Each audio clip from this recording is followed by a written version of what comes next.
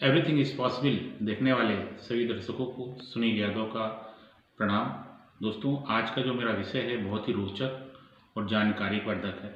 आज के जो मेरे विषय है वो मेरा विषय है कि 15 अगस्त और 26 जनवरी को हम क्या करते हैं, ध्वजारोहण करते हैं या झंडा फहराते हैं। ये एक महत्वपूर्ण विषय है जो शायद बहुत कम लोग जानते हैं। इस संदर्भ में मैं आपको आज वीडियो दे रहा हूँ।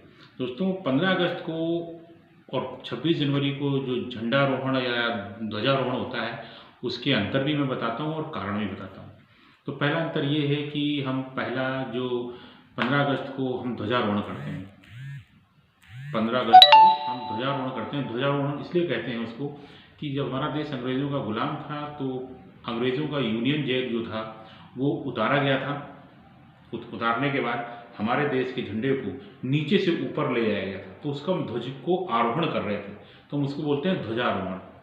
26 जनवरी को हम झंडा फहराते हैं। झंडा ऊपर ही रहता है और उसको जो भी झंडा फहराते हैं उसकी रस्सी को खींचकर झंडा फहरा देते हैं। पहला अंतर तो ये है।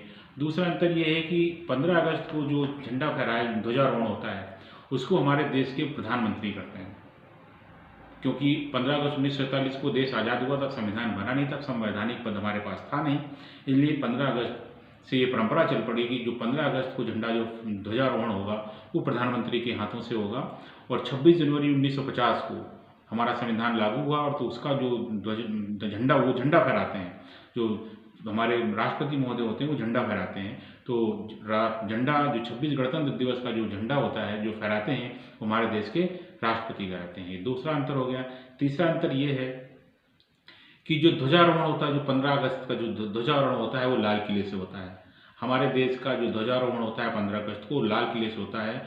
और 26 जनवरी को जो गणतंत्र दिवस पर जो झंडा फहराया जाता है वो 10 डाउनिंग स्ट्रीट से होता है, 10 जनपद से होता है। उसका कारण क्या है? उसका कारण ये है कि उस दिन हमारे देश की झांकियाँ, सांस्कृतिक विरासत निकाली जाती है, जिसका सभी दर्शक वहाँ बैठकर देखते हैं, सीधा प्रसारण होता है। ये तीसरा कारण हो गया।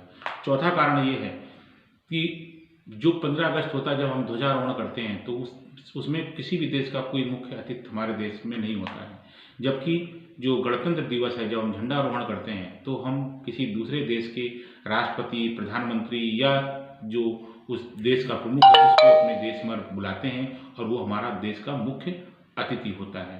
चौथा कारण हो गया। पाँचवा कारण ये है, छठवां कारण ये है, कारण तो आप देख लेना कितने हो गए, मैं तो बोलता जा रहा हूँ। जो अगला अंतर ये है कि जो 15 अगस्त जब भी हम झंडा फहराते हैं, 15 अगस्त को ध्वजारोहण करते हैं, उसमें हम किसी भी चीज़ का प्रदर्शन नहीं करते हैं।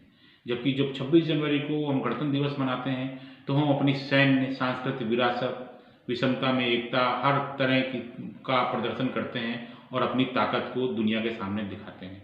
दोस्तों, ये कुछ जानकारियाँ थी, लाइट चली गई। जय हिंद, वंदे मातरम। जानकारी अच्छी लगी हो चैनल को लाइक करें, सब्सक्राइब करें, दूसरों को अवश्य भेजें। जय हिंद।